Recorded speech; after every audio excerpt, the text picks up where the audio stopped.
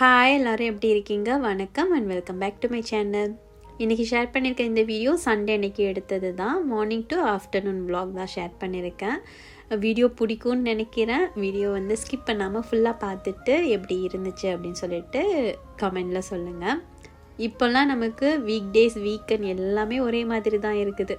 முன்னெல்லாம் வீக்கெண்ட்ஸ் வந்துருச்சு அப்படின்னா கொஞ்சம் ஹாப்பியாக இருக்கும். ஏன்னா காலையில் கொஞ்சம் லேட்டாக எழுந்திரிக்கலாம் அப்படின்ட்டு. பட் இப்போல்லாம் அப்படி இல்லை. பாப்பா ஸ்கூல் டைமுக்கே ஃபாலோ பண்ணி வீக் டேஸில் எப்படி சீக்கிரம் எழுந்திரிப்பாங்களோ அதே மாதிரி வீக்கெண்டில் எழுந்திரிச்சிடுவாங்க. நமக்கு அன்றைக்கி சண்டே பார்த்திங்கன்னா 8 o'clock போலலாம் டே ஸ்டார்ட் ஆயிருச்சு.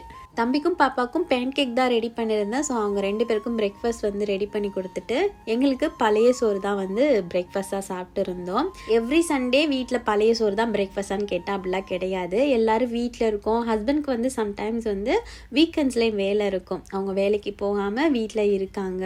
அண்ணனும் இப்போலாம் ஒரு 3 weekஸாகவே பார்த்திங்கன்னா வீடியோவில் கூட வந்திருக்க மாட்டாங்க. அந்த அளவுக்கு பிஸி ஆகிட்டாங்க. ஸோ அவங்களும் வீட்டில் இருக்காங்க அப்படின்னா சரி எல்லோரும் பழைய சோறு சாப்பிட்லாம் அப்படின்னு சொல்லிட்டு முதல் நாள் நைட்டு சாதம் வடிக்கும் போதே பார்த்திங்கன்னா நிறையா தான் வடித்து வைப்பேன். ஸோ அன்றைக்கி நைட்டே தண்ணியெல்லாம் ஊற்றி வச்சுட்டு காலையில் அதில் தயிர்லாம் மிக்ஸ் பண்ணி உப்பு சின்ன வெங்காயம்லாம் போட்டு மிக்ஸ் பண்ணி சாப்பிடுவோம். சரி அண்ணனுக்கும் வேலை எதுவும் இருக்காது, வீட்டில் தான் இருப்பாங்கன்னு சொல்லிட்டு முதல் நாள் பார்த்திங்கன்னா நிறைய சாதம் வடித்து வச்சுட்டேன். ஆனால் திடீர்னு அண்ணன் சொன்னாங்க, எனக்கு ஒரு சின்ன வேலை இருக்குது, 9 மணி போலலாம் நான் வெளில போயிடுவேன் அப்படின்னு சொன்னாங்க. சரி இவங்களை நம்பி நிறையா சாதத்தில் தண்ணி ஊற்றி வைக்க வேணாம் சொல்லி கொஞ்சம் சாதத்தை எடுத்து ஃப்ரிட்ஜில் வச்சுட்டு மீதம் உள்ளதில் தண்ணியெல்லாம் ஊற்றி வச்சுருந்தேன். அப்புறம் காலையில் அதில் உப்பு போட்டு தயிர்லாம் போட்டு நல்லா கையாலே மிக்ஸ் பண்ணி அதுக்கப்புறம் சின்ன வெங்காயம்லாம் கட் பண்ணி போட்டுட்டு வீட்டிலே தாளித்த எலுமிச்சம்பழம் ஊறுகாய் அதுக்கப்புறம் நெத்திரி பொடி எல்லாமே ஃப்ரை பண்ணி நான் அத்தை ஹஸ்பண்ட் 3 பேரும் சாப்பிட்டு இருந்தோம். அண்ணன் ஒரு 9 மணி போல் தான் வீட்டிலேருந்து கிளம்புனாங்க. பழைய சோறு இருக்கவும் சரி நான் அதே சாப்பிட்டுக்கிறேன் அப்படின்னு தான் சொன்னாங்க. பட் நான் நெத்திரி பொடி எதுவுமே ஃப்ரை பண்ணவே இல்லை, சும்மா சாதம் மட்டும் சாப்பிட்டு அந்தளவுக்கு நல்லா இருக்காது, நான் உங்களுக்கு வேணால் எடுத்து வைக்கிறேன் அப்படின்னு சொல்லிட்டு காலையில் காஃபி மட்டும் போட்டு கொடுத்தா அவங்களுமே குடிச்சிட்டு அப்புறம் வெளில போயிட்டாங்க. லஞ்சுக்கெலாம் வீட்டுக்கு வந்துடுவேன் அப்படின்னாங்க. நாங்களுமே பிரேக்ஃபாஸ்ட்லாம் சாப்பிட்டு முடிச்சுட்டு ஹஸ்பண்ட் தம்பி பாப்பாவை நான் கீழே கூட்டிகிட்டு போகிறேன் ப்ளே கிரவுண்டுக்கு, நீ ஃப்ரீயாக சம அப்படின்னு சொல்லிட்டாங்க. அப்புறம் அத்தையுமே ஏதாவது நான் செய்யணுமான்னு கேட்டாங்க. இல்லை அத்தை நானே பார்த்துக்கிறேன் அப்படின்னு சொன்னோன்னே சரி நானும் அப்படி அவங்க கூட ப்ளே கிரவுண்ட் போகிறேன்னு சொல்லிட்டு அத்தை ஹஸ்பண்ட் தம்பி பாப்பா இவங்க எல்லாருமே கீழே ப்ளே கிரவுண்ட் போயிட்டாங்க. நம்ம வீட்டில் எப்பொழுதும் சண்டே லஞ்சுக்கு நான்வெஜ் தான் சமைப்போமா. ஸோ அதனால மொதல் நாளே ஜிஞ்சர் கார்லிக் பேஸ்ட்லாம் அரைச்சி வச்சுருவேன். ஸோ அந்த ஒரு வாரத்துக்கு தேவைப்படுற மாதிரியே அரைச்சி வச்சுருவேன். பட் இந்த வீக் பார்த்திங்கன்னா எதுவுமே அரைச்சி வைக்கல, கொஞ்சம் இருந்ததையும் யூஸ் பண்ணியாச்சு. சரி இன்றைக்கி சேர்த்தே அரைச்சிடலாம், அந்த வீக் ஃபுல்லாக தேவைப்படுற அளவுக்கு இஞ்சி பூண்டு அரைச்சி வச்சிடலாம் சொல்லிட்டு அதெல்லாம் உரிச்சிட்டு அதுக்கப்புறம் அன்னைக்கு வீட்டில் ஸ்பெஷலாக என்னன்னு பார்த்தீங்கன்னா மட்டன் குழம்பு செஞ்சுட்டு அப்புறம் மட்டன் கொஞ்சம் ட்ரை கிரேவி மாதிரி ரெடி பண்ணியிருந்தேன். 1 கிலோ மட்டன் தான், 1 கிலோ மட்டனை வச்சு 2 டிஷ்ஷஸ் அன்றைக்கி ரெடி பண்ணியிருந்தேன்.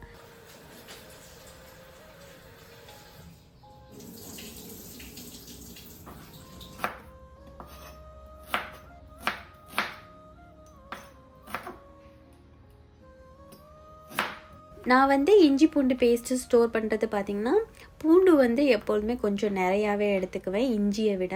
அதுவும் இந்த இஞ்சி பார்த்திங்கன்னா சைனாலேருந்து வருது, கொஞ்சம் பெரிய சைஸில் இருக்கும், அந்தளவுக்கு ஸ்பைஸியாலாம் இருக்காது. ஸோ அதனால் நான் கொஞ்சம் நிறையா தான் வச்சுக்குவேன். ரொம்ப காரமாக இருந்துச்சுன்னா கம்மியாக வச்சுக்கலாம். இன்னொரு இஞ்சி இந்தியாவிலேருந்து வருது, அது கொஞ்சம் சின்ன சைஸாக இருக்கும். இந்தியன் ஸ்டோர்லாம் போனோம் அப்படின்னா அதுவுமே கிடைக்கும். அது பார்த்திங்கன்னா கொஞ்சம் வச்சாலுமே நல்ல காரமாக இருக்கும். ஸோ நம்ம மோஸ்ட்லி இந்த சைனா ஜிஞ்சர் கார்லிக் இதே வாங்குறதுனால அந்தளவுக்கு காரமும் இருக்காதா. நான் நிறையா பூண்டு வச்சுட்டு அதில் பாதி அளவுக்கு இஞ்சி வச்சு சேர்த்து அரைச்சி வச்சுருவேன். ஸோ இந்த பேஸ்ட்டில் எக்ஸ்ட்ராவாக மஞ்சத்தூள் எண்ணெய் இந்த மாதிரி எதுவுமே சேர்க்க மாட்டேன். அதே மாதிரி கொஞ்சமாக மட்டும் தண்ணி ஊற்றி தான் அரைப்பேன். சில பேர் ரொம்ப நாளைக்கு ஸ்டோர் பண்ணி வைக்கணும் அப்படின்ட்டா அதில் கொஞ்சம் எண்ணெய் மஞ்சத்தூள்லாம் போட்டு அரைச்சி வச்சோன்னா கெட்டு போகாமல் இருக்கும் அப்படின்னு சொல்லிட்டு பண்ணுவாங்க. ஃப்ரீசர்லேயும் வைக்க மாட்டேன், கீழே சில்லரில் தான் வச்சுருப்பேன். ஸோ எனக்கு 1 வாரம் ஆனாலுமே அது கெட்டு போகாது. ஸோ நான் இந்த மாதிரி தான் வந்துட்டு ஸ்டோர் பண்ணி வைப்பேன். அந்த வீக் வந்து நம்ம மார்க்கெட் போகல, ஏன்னா நாள் வந்து அண்ணன் தேக்கா போயிட்டு அங்கேருந்து எனக்கு கால் பண்ணாங்க, நான் தேக்காவில் தான் இருக்கேன், ஏதாவது வாங்கிட்டு வரவா அப்படின்ட்டு. நானுமே சண்டே லஞ்சுக்கு மட்டன் தான் செய்யலான்னு இருந்தேன். சரின்னு சொல்லிட்டு அண்ணன்ட்ட வந்து மட்டன் மட்டும் 1 கிலோ வாங்கிட்டு வாங்க, நெஞ்செலும்பும் கறியும் சேர்த்து மிக்ஸ் பண்ணி வாங்கிட்டு வாங்க அப்படின்னு சொல்லியிருந்தேன். சரின்னு சொல்லிட்டு அப்புறம் மறுபடியும் கொஞ்சம் நேரத்தில் மெசேஜ் பண்ணாங்க. அப்புறம் காய்கறி மட்டும் வாங்குறதுக்கு எதுக்கு அடுத்த நாள் நீ மார்க்கெட் போயிட்டு சீக்கிரம் எழுந்திரிச்சு போய் வாங்கிட்டு வரேன், என்னென்ன காய்கறி வேணும்னு சொல்லிட்டு நானே வந்துட்டு வாங்கிட்டு வரேன் அப்படின்னு சொல்லிட்டாங்க. சரின்னு சொல்லிட்டு கொஞ்சமாக மட்டும் காய்கறி மட்டும் போட்டிருந்தேன். ஸோ அதெல்லாம் எல்லாமே அண்ணன் வாங்கிட்டு வந்ததுனால சண்டே வந்து நம்ம மார்க்கெட் போகிற வேலை இல்லை. மட்டன் வந்து நைட்டு ஃப்ரீசரில் தான் வச்சுருந்தேன். ஸோ காலையில் தான் எடுத்து வெளியில் வச்சேன் டீஃப்ராஸ்ட் பண்ணுறதுக்காக. எக்ஸ்ட்ராவாக எதுவுமே வந்து நான் க்ளீன் பண்ணவே இல்லை. அந்த கொழுப்பு எடுக்கணும் அந்த மாதிரி இதெல்லாம் அழகாகவே கட் பண்ணி தந்துட்டாங்க. சைஸ்மே வந்துட்டு ஓகேயாக தான் இருந்தது. ஸோ அதனால் சும்மா வாஷ் பண்ணிவிட்டு அப்படியே வந்து சமைக்க ஸ்டார்ட் பண்ணிட்டேன். எப்பொழுதுமே குழம்புலாம் வச்சோம் அப்படின்னா அந்த கறியும் எலும்பு சேர்த்து போட்டு வச்சோம்னா தான் அந்த குழம்பே வந்து டேஸ்ட்டு சூப்பராக இருக்கும். அன்றைக்கி லஞ்சுக்கு நான் என்ன பிளான் பண்ணதுன்னா, மட்டன் வந்து எல்லாத்தையுமே போட்டு குழம்பு வச்சுட்டு அதுக்கப்புறம் அந்த கறி எடுத்து நம்ம கிரேவி செஞ்சுக்கலாம் அப்படின்னு தான். அதுவும் அண்ணன் வந்து நாட்டாடு தான் வாங்கிட்டு வந்திருந்தாங்க. ஸோ அது ரொம்ப நேரமும் வேக வைக்க தேவையில்லை, ஒரு 3 விசிலுக்கு வச்சோம் அப்படின்னாலே சூப்பராக வெந்து வந்துடும். அதனால வந்துட்டு நான் குக்கர்லேயே டைரெக்டாக அப்படியே சமைக்க ஸ்டார்ட் பண்ணிட்டேன். குக்கரில் எண்ணெய் ஊற்றி பட்டை, சோம்பு, அதுக்கப்புறம் சின்ன வெங்காயம், பச்சை மிளகா, தக்காளி அதெல்லாம் போட்டு வதக்கி விட்டுட்டு அதுக்கப்புறம் வந்து ஒரு 2.5 தக்காளி பழம் வந்து சேர்த்துருந்தேன். 2 டேபிள் ஸ்பூன் அளவுக்கு இஞ்சி பூண்டு பேஸ்ட்டு அதுவுமே சேர்த்து நல்லா வதக்கி விட்டுட்டேன். மட்டன் வந்து ரொம்ப வந்து ஓவராக குக் பண்ணக்கூடாதுன்னு சொல்லிட்டு நான் 2 விசிலுக்கு தான் வச்சுருந்தேன். ஏன்னா அடுத்து நம்ம அதை எடுத்து கிரேவி வேறு செய்யணும். ஒரு 3/4 பதத்தில் இருக்கும் போது எடுத்து செஞ்சோன்னா தான் அந்த கிரேவியில் மசாலாலாம் சேர்க்கும் போது அதில் சார்ந்து இன்னும் நல்லாயிருக்கும். இப்போ வந்து குழம்புக்கு செய்யும் பொழுதே மட்டனை நல்லா வேக வச்சிட்டோம் அப்படின்னா அடுத்து கிரேவிக்கு செய்யும்போது அது இன்னும் ஓவர் குக் ஆகி அந்தளவுக்கு நல்லா இருக்காது அப்படின்னு சொல்லிட்டு நான் 2 விசிலுக்கு தான் வச்சுருந்தேன்.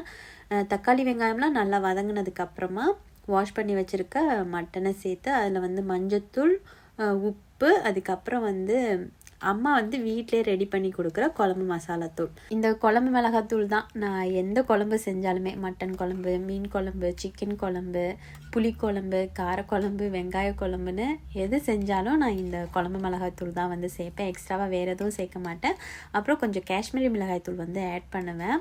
நான் வந்து இந்த கடையில் வாங்குகிற சிக்கன் மசாலா, மட்டன் மசாலா இந்த மாதிரி எதுவுமே ஆட் பண்ணுறதில்ல.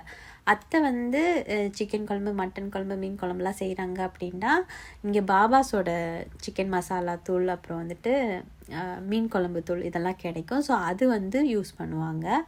எனக்கு வந்துட்டு நம்ம அப்பையிலேருந்தே வீட்டிலே அரைச்ச மிளகாத்தூள் யூஸ் பண்ணி பழக்கமாயிருச்சா. ஸோ அதனால் நான் வந்துட்டு அம்மா வந்து முடிய அங்கேருந்து அரைச்சி கொடுத்துட சொல்லிடுவேன். அம்மாலுமே கொடுத்து விட்டுருவாங்க. ஸோ நான் அதே வந்து யூஸ் பண்ணிக்குவேன். அன்றைக்கி வந்துட்டு குழம்பு மிளகாய்த்தூள், அதுக்கப்புறம் கலருக்காக கொஞ்சம் காஷ்மீரி மிளகாய்த்தூள் அது மட்டும் தான் சேர்த்துருந்தேன். சேர்த்துட்டு நல்லா கறி மூழ்கிற அளவுக்கு தண்ணி ஊற்றி உப்பெல்லாம் செக் பண்ணிவிட்டு அப்படியே குக்கர் மூடி விசில் போட்டு வச்சாச்சு.